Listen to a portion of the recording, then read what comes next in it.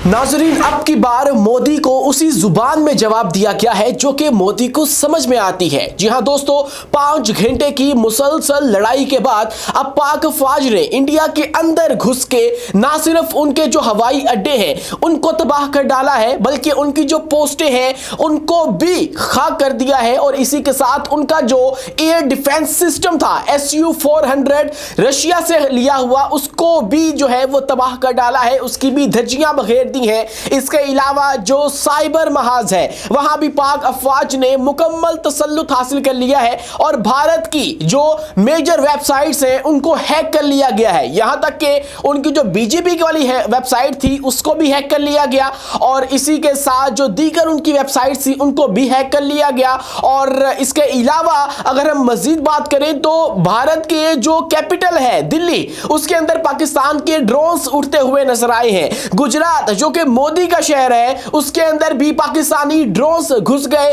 और वहां पे जाके तबाही मचा के आए हैं। वो हमला जो कि भारत ने शुरू किया था, रात की तारीकियों में पाकिस्तान के ऊपर हमला किया और पाकिस्तान की जो नूर खान एयर बेस है उसको टारगेट करने की कोशिश की, पाकिस्तान की जो मुरीद एयर बेस है उसको टारगेट करने की कोशिश की और उसके बाद शोरकोट एयर बेस को टारगेट करने की कोशिश की, लेकिन उस हमले को तो नाकाम बना दिया गया। लेकिन उसके जवाब में जब हमारा जो पैमाना है, सबर का पैमाना है, वो लबरेज हो गया, तो पाक फौज ने, पाक फजाइया ने भी अपना एक्शन शुरू किया और जवाबी कार्रवाई करते हुए भारत के अंदर घुस के 5 घंटों के अंदर ही भारत के साथ हिसाब चुकता किया है और उनको उस जुबान के अंदर जवाब दिया है जो कि उनको समझ में आती है। अब तक हम प्यार से बात कर रहे थे, अभी तक हम लोग सिर्फ ये कह रहे थे कि ये मामला टल जाए और ये मामला जो है मफाहमत से हल हो जाए। हम लोग ये नहीं चाहते हैं कि एक न्यूक्लियर वार शुरू हो जाए, क्योंकि भारत और पाकिस्तान की अगर जंग हुई,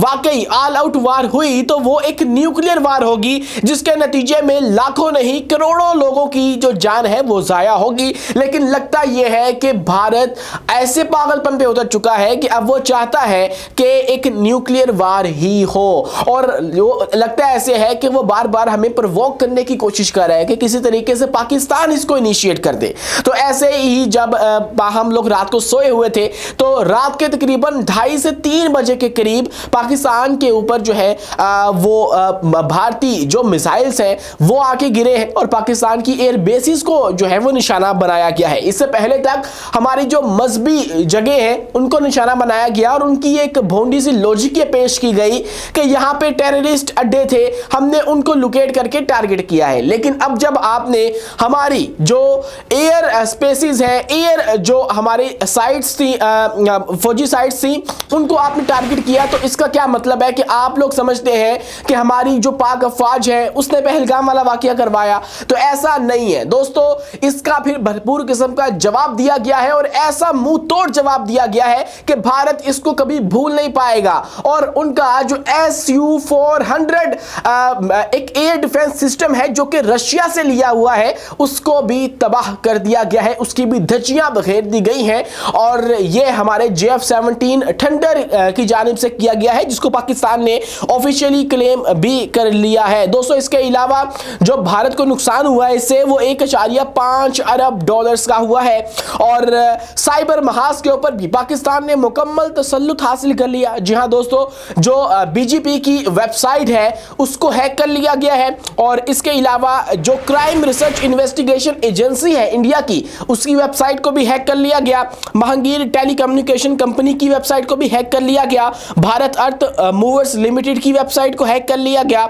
हिंदुस्तान एरोनॉटिक्स लिमिटेड की जो वेबसाइट है उसको भी रिपोर्टेडली हैक कर लिया गया है और रिपोर्टेडली ये भी बताया गया कि जो 70% भारतीय बिजली का निजाम है भारत के अंदर वो मुअत्तल हो चुका था और जो पाकिस्तानी ड्रोन्स हैं वो गुजरात के अंदर उड़ते हुए दिखाई दिए। दिल्ली के अंदर जो कि भारत का एक आप कह लीजिए कि दिल है, उसके अंदर उड़ते हुए दिखाई दिए हैं और भारत के अंदर इस वक्त डर का माहौल है, खौफ की फजा है। वो खौफ जो कि उन्होंने रात गए हमारे लोगों के दिलों में डालने की कोशिश की थी, वही खौफ अब उनके अपने लोग फेस कर रहे हैं। और हमारे लोग तो ऐसे नहीं है कि वो इससे खौफजदा हो जाए, बल्कि उन्होंने तो ऐसा रवैया अपनाया कि जब जो नूर खान एयर बेस है उसके ऊपर अटैक की खबर आई है, उसकी आवाज आई है, तो लोग बाहर निकल गए और जाके बाकायदा उसको देख रहे हैं कि ये हमला कैसा हुआ है। इस तरह के जो लोग हैं वो हमारे यहाँ पाए जाते हैं। हमारे लोग तो ऐसे हैं जो कि अपनी पाक अफवाज के साथ सिविल कपड़ों में खड़े होके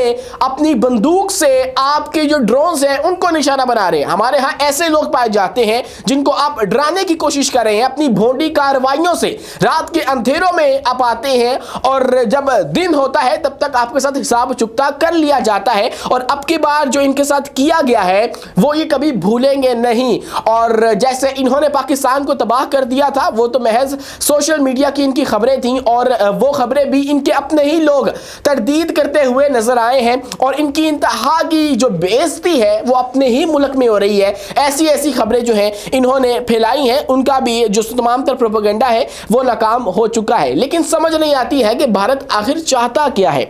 एक मामला था पहलगाम वाला, उसको बढ़ा चढ़ा के और जबरदस्ती उसको पाकिस्तान के साथ लिंक किया जो कि नहीं हो सका। और उसके बाद पाकिस्तान के ऊपर एक जंग मुसल्लत करने की कोशिश की गई। और एक ऐसा वाकया था जिसको तो पूरी दुनिया में से किसी और ने नहीं माना कि इसके पीछे पाकिस्तान का हाथ हो भी सकता है। और भारत इसमें जो है वो बुरी तरह से नाकाम रहा कि वो कोई एक जो एविडेंस है वो दे सके, हमें दे सके, पूरी दुनिया को दे सके कि आप लोग जो है इसके पीछे थे। हमने तो ये भी ऑफर करवा दी भाई कि आओ मिलके इन्वेस्टिगेट करते हैं, कोई आलमी अथॉरिटी डाल लो, कोई इंटरनेशनल बीच में एजेंसी डाल लो जो कि इसकी इन्वेस्टिगेशन करे और फिर देखते हैं कि इसके पीछे कौन है। इसके ऊपर भी भारत ने जो है वो हामी नहीं भरी। तो इसका क्या मतलब है कि भारत चाहता है कि उसके साथ इसी तरह से निपटा जाए। भारत चाहता है कि उसे जारहियत का जवाब जो है वो जारहियत के साथ ही दिया जाए। ये कोई जो है वो अमन से मामलात को तय करना नहीं चाहता। पाकिस्तान इसके अंदर जो है वो बिल्कुल सही तरीके से रिस्पॉन्ड कर रहा है और अभी तक कैलकुलेटेड रिस्पॉन्स कर रहा है। अभी तक हम लोग रिस्पॉन्स कर रहे हैं, अपना जो डिफेंस है वो करें। अभी तक हमने जो अटैक है उसे इनिशिएट नहीं किया जो कि हमारा राइट बनता है। हमारे पास ये हक महफूज है कि हम लोग अपना जो अटैक है उसे लॉन्च कर सकें। लेकिन रात को जब इन्होंने ये काम किया तो तब ना तो सिर्फ हमारे जो अवाम है उनके दिलों के अंदर गमो गुस्सा भर चुका था, बल्कि जो पाक अफवाज है उनको भी समझ आ चुकी थी कि दिस इज इट और this is the end, this is the limit, this is the red line और इससे आगे जो है वो मामला तो नहीं चलेंगे, हमें इसका जवाब देना पड़ेगा। और उसके बाद फिर हमारे तैयारे उड़े और हम घुस गए भारत के अंदर और भारत के अंदर घुस के जो उनकी एयर बेसिस हैं उनको निशाना बनाया है। और जो ऑपरेशन बुनियादे मरसूम है जिसका मतलब ये है आहनी देवार, सीसा पहलाई देवार, उसका आगाज किया गया और आदमपुर, उधमपुर, सूरतगढ़ एयर बेसिस की जो एयर फील्ड्स हैं उनको तबाह कर दिया गया है। और उसके साथ ही उनका जो एयर डिफेंस सिस्टम है उसकी भी जो धज्जियां हैं वो उड़ा दी गई हैं, उसको भी तार तार कर दिया गया है पाकिस्तान का जो JF-17 थंडर है उसकी जानिब से। लेकिन भारत अभी भी इसको क्लेम नहीं कर रहा है और उससे डिनाई करी जा रहा है कि ऐसा नहीं हुआ है, जिसकी वीडियोस मौजूद है। पाकिस्तान की जानिब से रॉकेट्स लॉन्च किए गए, मिसाइल्स लॉन्च किए गए हैं जो कि डायरेक्टली जाके इनकी एयर बेसिस के ऊपर लगे हैं और उसने जो है इनको बहुत ज्यादा गहरा जो नुकसान है वो पहुंचाया है। और वो चीखें इस वक्त आप लोग जो है वो जाके इनके मीडिया चैनल्स के ऊपर सुन सकते हैं। दोस्तों इसी के साथ जो भारत है वो जंगी जुनून के अंदर इतना डूब चुका है कि उसने अब हमारे अलावा जो दूसरी कंट्रीज हैं जिनके अंदर दुबई शामिल है, अफगानिस्तान है, उनके साथ भी पंगे लेना शुरू कर दिए हैं। और पाकिस्तान के अंदर जो दुबई मुत्तहदा अरब इमारात की जानिब से बनवाया गया एक एयरपोर्ट था और जिसको शेख ज़ायद इंटरनेशनल एयरपोर्ट के नाम से जाना जाता है, वहां पे भी एक ड्रोन अटैक जो है वो किया है और मिसाइल से हमला जो है उसको किया है, उसको निशाना बनाया है जो कि डायरेक्टली मुत्तहदा अरब इमारात के ऊपर हमला है। ये पाकिस्तान के ऊपर हमला नहीं है क्योंकि रहीम यार खां के अंदर ये एयरपोर्ट जहां पे मौजूद है उसके अंदर ज़्यादातर जो इंफ्रास्ट्रक्चर है वो मुत्तहदा अरब इमारात के जो शहजादे हैं उनकी जानिब से बनाया गया है। वो लोग वहां पे आके रहते हैं इसलिए उन्होंने वहां पे डेवलपमेंट करवा रखी है, तो ये उनका स्टेक है और उनके ऊपर डायरेक्टली ये हमला किया गया है भारत की जानिब से। और इसी के साथ जो हमारे DGISPR हैं उन्होंने रात गए हंगामी प्रेस कॉन्फ्रेंस की और उसके अंदर उन्होंने बताया कि भारत ने सिर्फ पाकिस्तान के ऊपर मिसाइल हमले नहीं किए, इन्होंने अफगानिस्तान के ऊपर हमले भी किए हैं और उनके साथ भी एक जंग का जो ऐलान है एक तरह से वो कर दिया है और वहां से भी इनको रिस्पॉन्स जो है वो आ सकता है। तो दोस्तों इसके अलावा मजीद बात करें तो भंबर गली मकबूजा कश्मीर में भारतीय फौज का जो ब्रिगेड हेडक्वार्टर है उसको तबाह कर दिया गया है। भारत में पठानकोट एयरफील्ड को तबाह कर दिया गया है और नौशहरा में पाकिस्तान में दहशतगर्दी करवाने वाला भारतीय मिलिट्री इंटेलिजेंस का तरबियती जो मरकज है उसको भी तबाह कर दिया गया।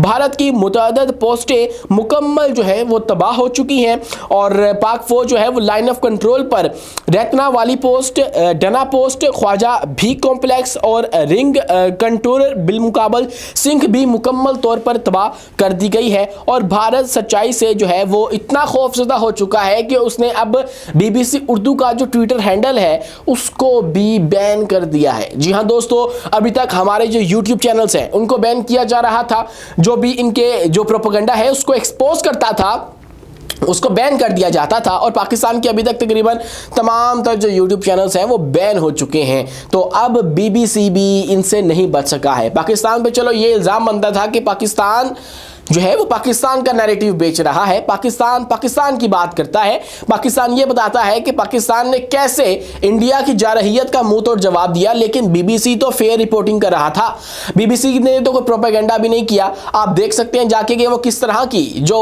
रिपोर्टिंग है वो करते हैं। तो उनको भी ये उनका अकाउंट जो है वो बंद कर दिया गया है और ये एक आज़ादी इजहार राय पे हमला है। और इनके इस दावे के ऊपर भी एक बहुत बड़ा सवालिया निशान है कि हम लोग जमहूरियत है, हम लोग जो है वो दुनिया की एक बड़ी जमहूरियत है ये लोग क्लेम करते हैं। तो उसके ऊपर भी एक बहुत बड़ा जो सवाल है वो उठ चुका है। इसी के साथ जो आलमी दुनिया है उसने भी इस रात को जो है वो सीरियस लिया है। पहले नहीं वो ले रहे थे, अभी तक तमाम तर जो आलमी कुव्वतें हैं वो अपने मामलात में बिजी थी, अपने मामलात को डील कर रही थी। लेकिन अब जो है वो अमेरिका से रद्द-ए-अमल आया है और उनके सेक्रेटरी खारजा मार्को रूबियो ने आर्मी चीफ आसिम मुनीर साहब को कॉल की है और उनको जो है वो कहा है कि आप लोग जरा हाथ होला रखें और जो मामला है वो तय करने। देखिए कैसी अजीब बात है, जब भारत हमारे सिविलियंस के ऊपर हमला करता है, जब भारत हमारे बच्चों को जो है वो निशाना बनाता है तो तब इनको कोई मसला नहीं होता। लेकिन जब हम लोग उसका जवाब देते हैं तो तब इनकी कॉल्स आने लग जाती हैं और तब ये कहते हैं कि ज़रा हाथ होला रखें और जो मामला है उन्हें आराम से ही चलाएं ताकि कशीदगी ना बढ़े। दोस्तों लेकिन इस सब के अंदर पाकिस्तान ने एक बहुत अच्छा काम किया है। पाकिस्तान ने जो अपने रॉकेट लॉन्चर्स थे, मिसाइल्स लॉन्चर्स थे, उनके ऊपर उन बच्चों के नाम लिखवाए हैं जिनको भारत ने शहीद कर दिया। वो निहत्ते बच्चे जिन्होंने अभी पूरी दुनिया देखनी थी, जिन्होंने अपनी ज़िंदगी गुजारनी थी, जिन्होंने अभी जवान होना था, बढ़ापे में जाना था, अपनी पूरी जो ज़िंदगी का तजर्बा है वो करना था, भारत ने उनको शहीद कर दिया और अपनी जारहियत का निशाना बनाया। और पाकिस्तान ने किया ये है कि उन बच्चों के जो नाम हैं वो अपने मिसाइल लॉन्चर्स के ऊपर लिख के बाकायदा तौर पे लॉन्च किए हैं भारत की जानिब और उनको बता दिया है कि हमारे बच्चे हैं, ये कोई लावारिस बच्चे नहीं हैं, ये हमारे बच्चे हैं और इनका तहफ़्फ़ुज़ करना, इनका बदला लेना हम जानते हैं। और वो मिसाइल जो है वो बिस्मिल्लाह पढ़ के भारत की जानिब रात को छोड़ दिए गए हैं। अभी तक हम लोग हाथ रोक के चल रहे थे लेकिन अब लगता है कि ऐसा नहीं होगा और भारत को उसी जुबान में जवाब दिया जाएगा जो कि भारत को समझ में आती है। अब जो भारत की इस तरह की कार्रवाइयाँ हैं उसको मज़ीद बर्दाश्त नहीं किया जाएगा। लेकिन अभी तक जो सूरत हाल है वो इंतहाई इंटेंस हो चुकी है और अब जो मामलात हैं वो बिगड़ते हुए नज़र आ रहे हैं और इन सब के पीछे हमारा तकरीबकार हमसाया, एक बार फिर दोहराऊंगा कि हमारा तकरीबकार हमसाया मुल्क भारत है जो कि मुसलसल हमें जंग के मैदान में जो है वो धकेल रहा है, खींच रहा है। लेकिन पाकिस्तान मुसलसल इससे बचने की कोशिश करता है और जो है वो कैलकुलेटेड जवाब देता है। हम लोग डिफेंस करते हैं, हम लोग अटैक नहीं करते हैं। लेकिन इनको ये बात समझ नहीं आ रही है, इनको जो ज़ुबान है वो रात वाली समझाई पाकिस्तान ने वही समझ में आ रही है अभी तक और लगता है कि इनको आगे भी वही समझ में आएगी।